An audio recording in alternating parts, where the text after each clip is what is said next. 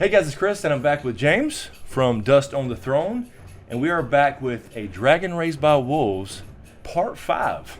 Part 5. I think I may have figured something out here about this damn endgame. I think he has. So let's get into it. Let's figure out how and why this thing's going to end. Dragon Raised by Wolves, Part 5.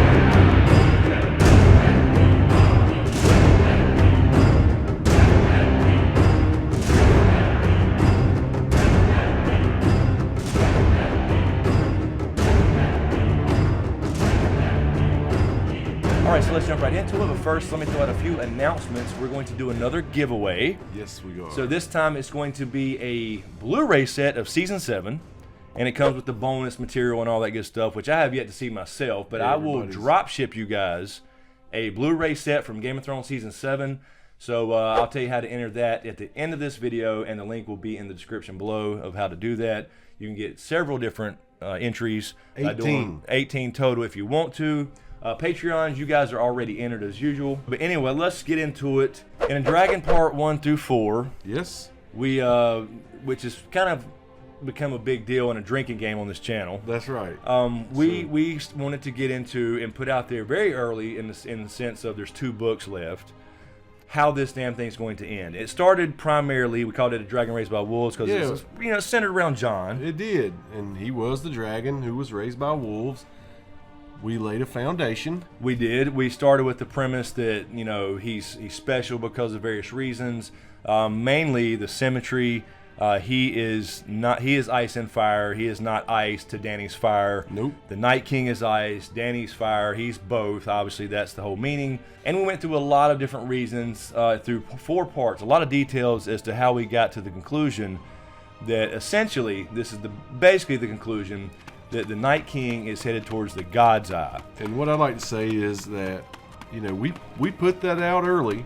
Yes. Put it out very early, and we're still locked in on this. We put that out there, and like you said, it was early. It was over a year ago. Yeah. And I've seen it since a lot. I've seen it online. But I highly recommend you watch those, and I'll link the little playlist to that down in the description before you watch this video, because this time we're going to talk about the detailed why.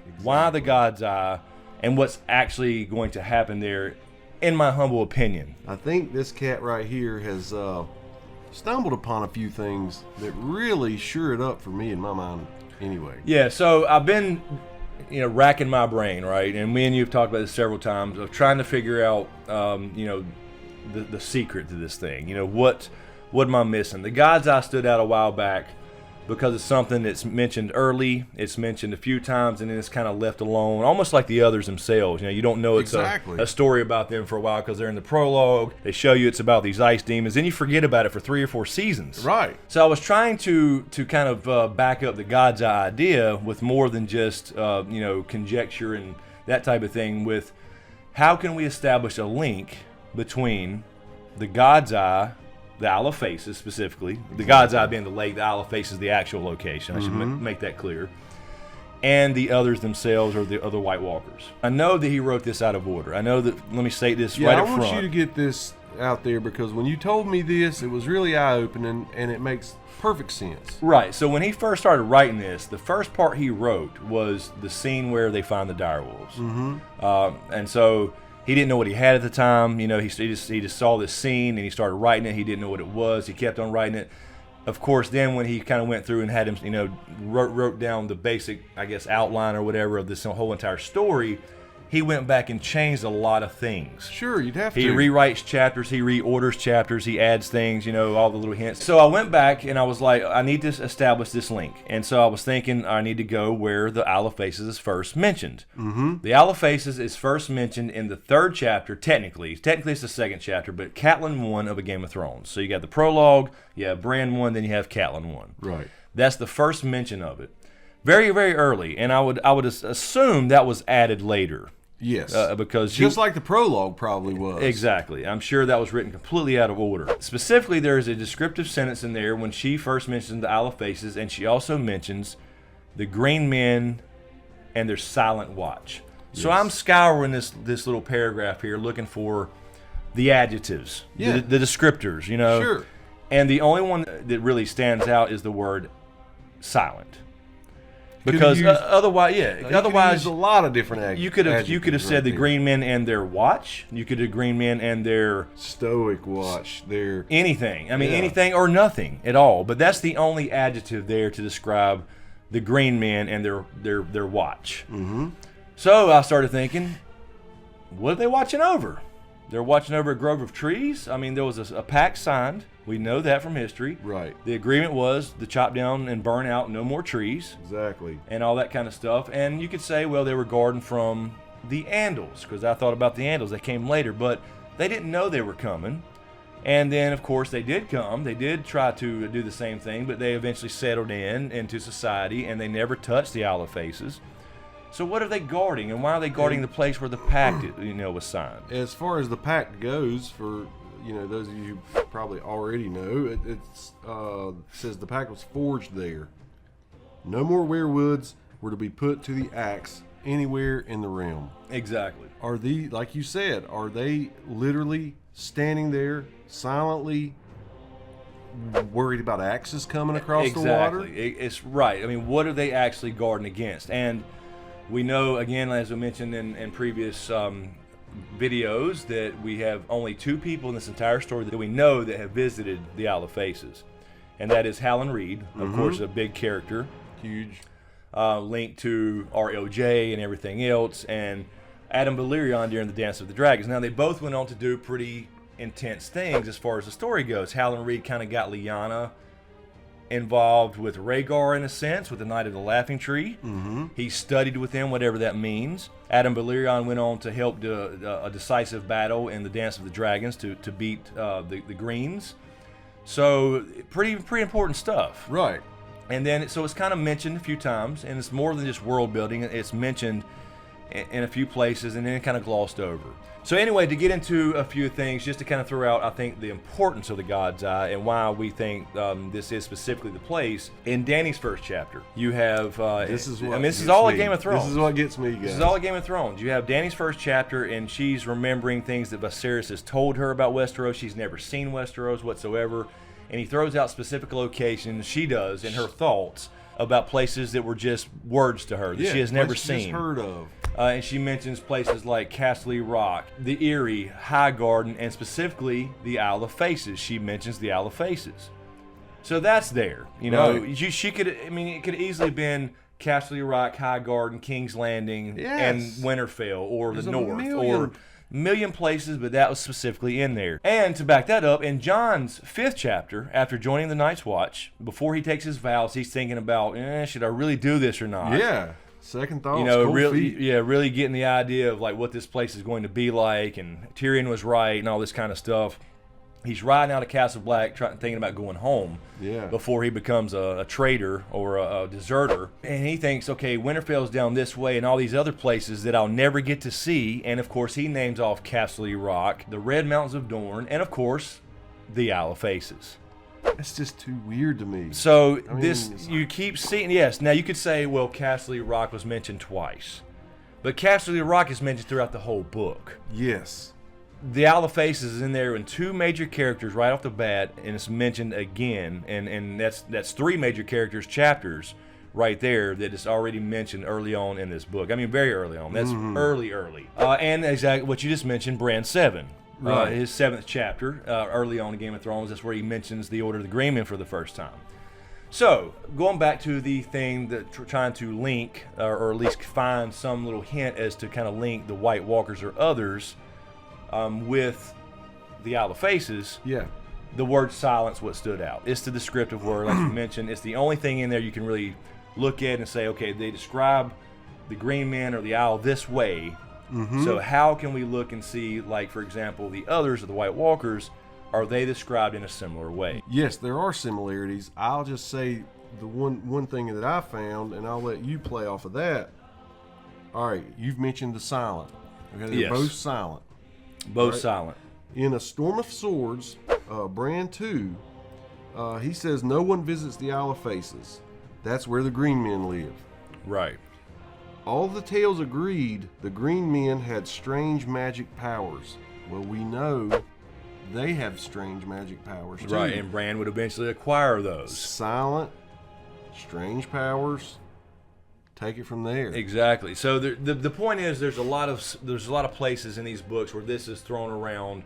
It's not overdone. It's just there, kind of under the surface. A Storm of Swords and Bran 2, you really get a lot of that because that's when they're heading up towards the wall with Mira and Jojen. Yeah. And they're telling these stories. Mira specifically is telling these stories to Bran. She thinks he should have heard these stories from his father.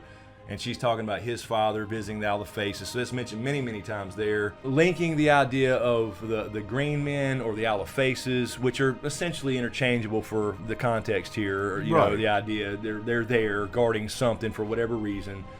And then linking them with the others or the White Walkers to see if that, because to me, I'm just trying to put myself as in a writer's shoes.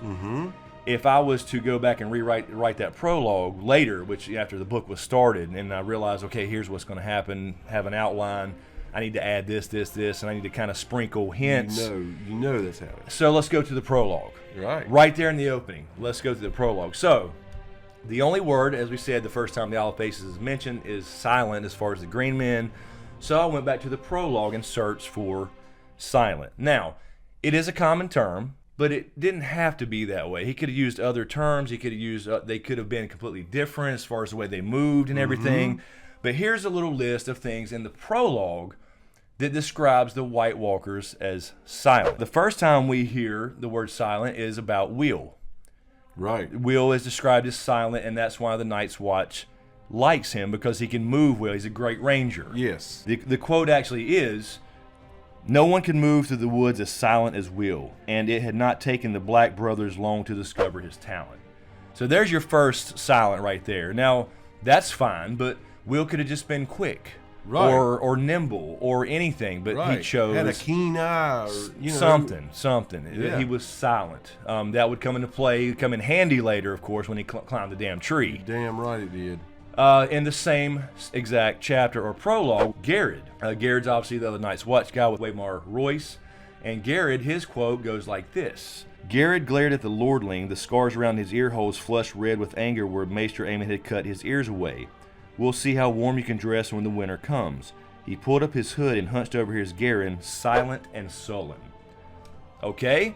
Silent and sullen. I mean, it could have just been sullen. Yeah. I mean, it could have been just pissed off or angry. Just some simple descriptive word. But silent and sullen. We're not taking every time he says silent as that sentence and that context being important. We're saying he could have used other words. Right, exactly. And then, of course, you have in the prologue, you have the others when they actually attack. The first time you hear of them, and again, this is literally the first chapter in the whole entire story. So we have our first actual direct reference to the others, and it says this: "The other slid forward on silent feet. In its hand was a longsword like none that Will had ever seen. No human metal had gone into forging of that blade." So right there, on silent feet's the first direct reference to the others, or the White Walkers, using the word silent. And the first direct reference to the Green Men, use the word silent. The very first one for each. Exactly. Use the word silent. Another direct reference, now this of course is after the White Walkers have shown up and Will's in the tree and all that good stuff. It says specifically this, again referring directly to the others. "They emerged silently from the shadows, twins to the first, 3 of them, 4, 5. Sir Waymar may have felt the cold that came with them, but he never saw them, never heard them." So yet another reference to silence. I mean, they could have been loud and obnoxious because they're powerful. So, but he chose, come just roaring. Right, he chose this kind of ninja method, right, of coming in or whatever. And last but not least, in the same exact prologue, we also have another little quote here during the same dance, so to speak, of swords with the White Walker. We have behind him, to the right, to the left, all around him. The Watchers stood patient, faceless, silent, the shifting patterns of the delicate armor making them all but invisible in the wood. Yet they made no move to interfere. 4 to 5, I think it's 4 to 5 references to the White Walkers themselves, and every single paragraph or sentence that describes them in some way uses that word silent. Exactly. So, yeah, I mean, to be fair, I'm not looking for any other things because this is the theory I'm trying to kind of support, but that's the only word you can look for, because as far as the Green Men and the way they're described the very first time they're actually described. And I believe that when the new books come out and the green men are described more, that word will pop up again and again. Right. So I think, and take it for what it's worth, I think that gives us more of an indication as to where they're going as far as the end game of our story. I think that helps solidify it for me a little bit as far as the end game. Mm-hmm. But what about the why? What about the why?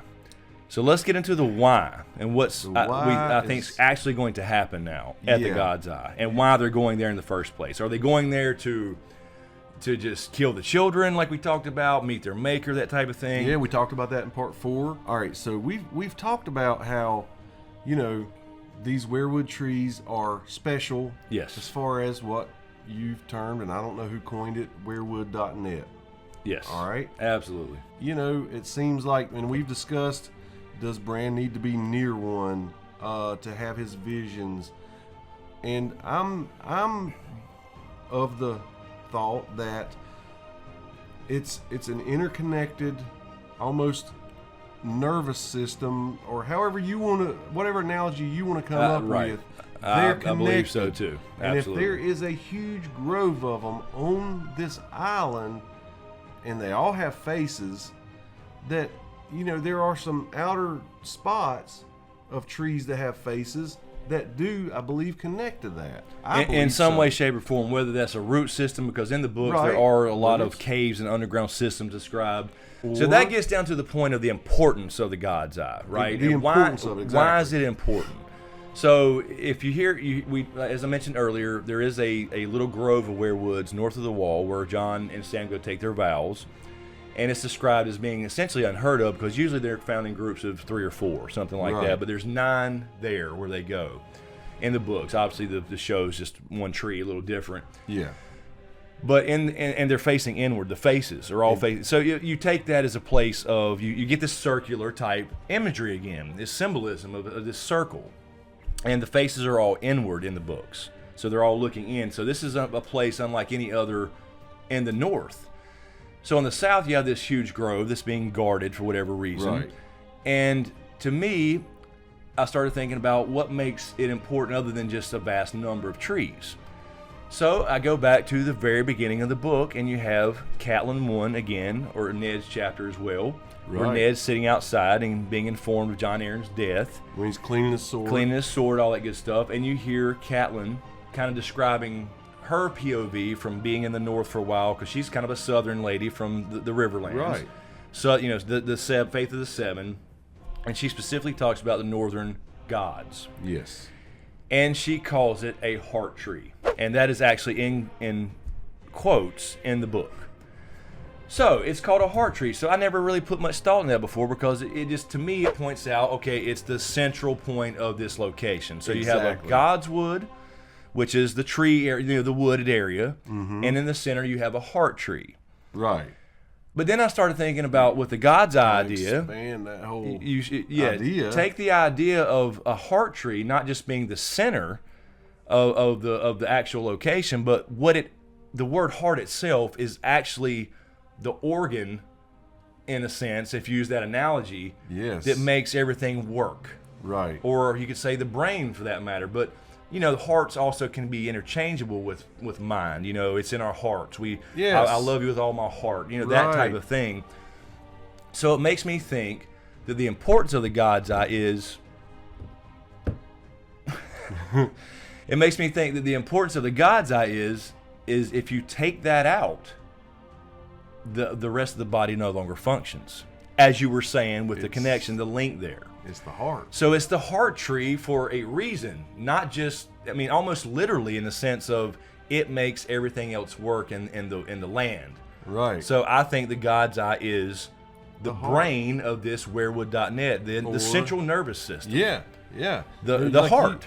Like you said when we were discussing it, it's like the CPU, if you wanted to use that analogy. The CPU, exactly. So if you have a CPU, a heart, and you want to go by the idea we talked about in parts 1 through 4 about, maybe the Night King wants to, end the curse and kill his makers, whatever. What do you have to do? You got to cut out the heart. You got. So I started looking a little bit into the books again and tried to find some references to I love this. cutting down or burning werewoods. So here's what you got. And this is from, again, early on in the Game of Thrones. So we have more quotes for you. We really want to pull out a lot of, canon book material here to support this. So we have Catelyn 1 again, the same chapter that introduces us to the God's Eye. Right. And the Isle of Faces and Green Men. You have this quote. In the south, the last werewoods have been cut down or burned out 1,000 years ago, except on the Isle of Faces, where the Green Men kept their silent watch. Up here it was different. Every castle had its godwood, and every godwood had its heart tree, and every heart tree had its face. So there's her describing the gods like we talked about a minute ago, and the northern beliefs, and how there's a heart tree in the middle of every godswood up north, different gods, different customs, all this good stuff. Yep. So she's given, in the context of her thoughts, her own thoughts or whatever, she's just kind of explaining to the audience, us the reader, Exactly. it's a different world up here. But if you start adding this up with the following, it starts to kind of fit this little puzzle. So you also have this. Catelyn 1 again, A Game of Thrones. At the center of the grove, an ancient weirwood brooded over a small pool where the waters were black and cold. The heart tree, Ned called it. Now, again, that's Catelyn 1. That is where it's where it's actually quoted the heart tree for the first time. It's a quote in the book. It's Right. actually got quotes around it. Which is, yeah. So That just there, kills that them. that was kind of supporting the idea we just talked about being the heart, the central nervous system, the CPU, whatever, right? Mm-hmm. And again, if you're using that logic, you to take something out to end something, to end this magic, which we know they're magical trees, you take out the heart. A Storm of Swords also has a little hint here from Davos 1, and it reads, at Melisandre's urging, he had dragged the seven from their sept at Dragonstone and burned them before the castle gate, and later he had burned the godswood at Storm's End as well, even the heart tree, a huge white weirwood with a solemn face. So there you go. That's talking about Stannis being kind of controlled or brainwashed by Melisandre, Right. as she convinces Stannis that he is Azor Ahai or whatever. So he adds the flaming heart of Allure to his sigil, his stag. He burns the 7 idols of the false gods, and specifically she has him take out the heart tree because other religions are blasphemous to her or whatever. But it opens the door to burning the heart trees, burning the actual weirwoods. Right. So I now- started searching Yeah. for burning weirwoods. And here we go. In the same book of Storm of Swords, we have John 11, and it reads like this. John, Melisandre was so close he could feel the warmth of her breath. R'hllor is the only true God. A vow sworn to a tree has no more power than one sworn to your shoes. Open your heart and let the light of the Lord come in. Burn these weirwoods and accept Winterfell as a gift of the Lord of Light. She's directly telling John to burn the damn weirwoods. Right. But you mentioned in that quote, burning weirwoods and open your heart. You know what I mean? And I just... Right, exactly. She should have said, open your mind. And this is relating to John again and Melisandre. So Melisandre really comes into this as far as, I think, kind of telling us what needs to happen unknowingly. Sure. So we also have this from John 3 in A Dance with Dragons as kind of a follow-up. This is before he obviously dies. Mm-hmm. We have this. You have your gods and she has hers. Leave her be. She won't let our gods be, argued Toad. She calls the 7 false gods, my lord. The old gods, too. She made the wildlings burn weirwood branches. You saw. So, in A Dance with Dragons, following up A Storm of Swords, the same kind of thing here. Jon's now Lord Commander, and Melisandre has been having the wildlings burn weirwood branches. Now, that in itself, okay, it's kind of cool. But when you think about also the male chapter in A Dance with Dragons, where she sees Bloodraven and Bran, Yes. and sees them in her visions, right, in the this fire, in the part, flames, and because she sees the boy with the wolf's head who leans back and howls, all that good stuff as well. She automatically aligns them with the enemy, the great other. But she is unknowingly telling us that She's telling us. Jon needs to burn weirwoods. So, Right. what do I extrapolate from all that? I'm thinking, you're saying the weirwoods on the Isle of Faces need to be burned. That's what I'm saying. Get the heart, kill the heart, Kill the heart. the magic dies, which is what he's wanting, I believe. Right. You know, he's got this magic curse on him. Exactly. The idea is, we talked about in parts 1 through 4, really in part 4, as we kind of summed it up, was that, you know, he possibly wants to end the curse, meet his maker, all the above for that matter. Sure. So we talked about, and to add on to that, we talked about that we don't think that Dragon Glass is going to work on him. Right. We've said therefore that Valyrian Steel. Right. And the show almost kind of helped with that as well, with the whole walking through the Dragonfire thing in season 7. It really did. Not only that, you had in season 7 them on an icy lake and on an island right in the middle. So again, you got this circular symbolism with something in the middle, and all those cave drawings from season 7 had all the circles, which I believe was the God's Eye anyway. I said that in a separate video when I kind of broke down what I thought the symbols may have meant, just at least some basic symbolism. Not that it was too over the top for the show, but when you read these things in the book and these quotes, you can kind of picture this circular thing with a dot in the middle type thing, and they put that in the show for us to see visually. Sure did. So yeah, it boils down to with that evidence that, okay, Jon, more than likely Jon, needs to end that magic. To kill the Night King, he will have to burn the Owl of Faces, maybe with Dragonfire. So yeah, I mean, I think that's still bitter in a sense as far as the bittersweet ending that we're supposed to get, because you're talking about ending a culture for good. The idea is that the Night King can't be killed unless you remove that. Maybe you can't remove it somehow physically. Right. I mean, who's got the power to reach in his chest, or can you cut him open? We don't know if Valyrian Steel even cut him. It was literally put in, though, with magic. With magic. I mean, so maybe you have to, if the removing thing is the right idea, there's got to be magic involved maybe. So I'm starting to lean heavily to what you're saying. Right. So the idea is, if you go back to kind of through what we're saying that the Owl of Faces is the actual heart of the magic, the Northern Ice magic, the weirwood magic, weirwood.net, you know, all that kind of stuff. And that's going to have to end in order to end the magic that created the Night King in the first place. Exactly. That's how you have to kill him. Right. You have to burn the weirwoods down at the Owl of Faces, essentially cutting out the heart, the heart tree. And then on top of that, you have a lot of little things like Heart's Bane's been pulled out recently by Sam for whatever reason. Yep.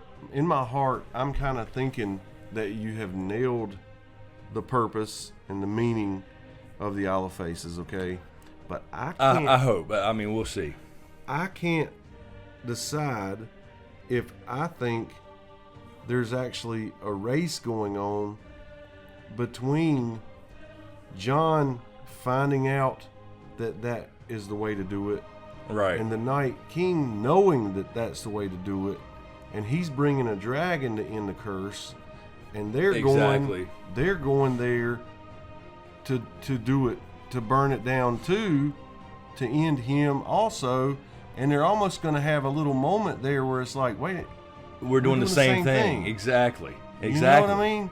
It's got me worried that maybe they race there, and they both kind of end up going away. But one more thing that I wanted to add was the symbolism thing. There's a good quote from Arya, Arya 1, A Feast for Crows. And it goes like this. The Moonsingers led us to this place of refuge where the dragons of Valyria could not find us, Dinyo said. Theirs is the greatest temple. We esteem the Father of Waters as well, but his house is built anew whenever he takes his bride. The rest of the gods dwell together on an isle in the center of the city. That is where you will find the many-faced God. Wow. So you have another thing where he's talking about gods. This is Arya has gotten to Braavos. She's looking for the House of Black and White, trying to find out what's going on. And you have this symbolism again of you'll find the many-faced God, many faces, many trees. Now, obviously, it's a different context, but if you think about it, the breadcrumbs in an isle at the center of the city. This circular, you know, whatever, and an island in the middle where you'll find the many faces, the many-faced God in this case, as far as the context. But again, it's little sprinkles. And it reminds me of what you were saying earlier about when they were taking their vows. All the faces were facing inward on the circular group of trees. Right. So if those are actually facing inward, right, it's leading you to the center. And exactly, as you just said in that quote. So to kind of summarize or put this all together in a nutshell, I think what we're basically saying here is, and it is now the why and what. Yes. Not just where. So you have based on geography or how it looks. I mean, now you've got something backing that up. So yeah, the idea is that he sprinkled I think he sprinkled the connection to the Order of the Green Men, hence the Owl of Faces in the prologue. You have the connection with the White Walkers directly. They're silent, as opposed to loud and boisterous and who gives a damn, you can't fuck with us type of thing. So that connection, if you take into account the word heart's tree in a different meaning, not just meaning the center of, but the actual blood supply, so to speak, of werewood.net.